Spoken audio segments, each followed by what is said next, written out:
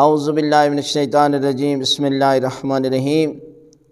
رات ہم بستری، صبح بنا غسل کیے کھانا پکانا، گھر کے کام کرنا کیسا ہے؟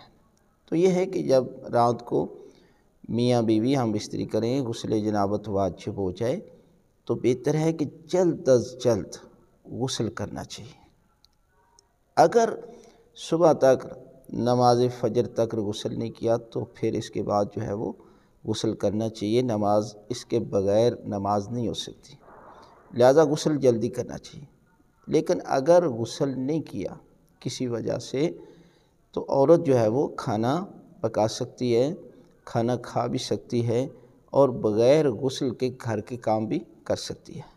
لیکن کراہت ہے، بہتر ہے کہ وضو کر کے یہ کام کرے، یعنی وضو کر کے جو ہے وہ یہ کام کرے گی تو یہ کراہت جو ہے وہ بھی ختم ہو جائے گی۔ حالانکہ مختلف کتابوں میں ہے کہ خرگوش عورت تھی اور یہ غسل نہیں کرتی تھی، اور اللہ کی ذات نے اس کو مسخ کر دیا، یعنی خرگوش کی شکل میں۔ اس لیے جب انسان پر غسل واجب ہو تو فوراً چاہیے کہ اسے غسل کو بجا لائے۔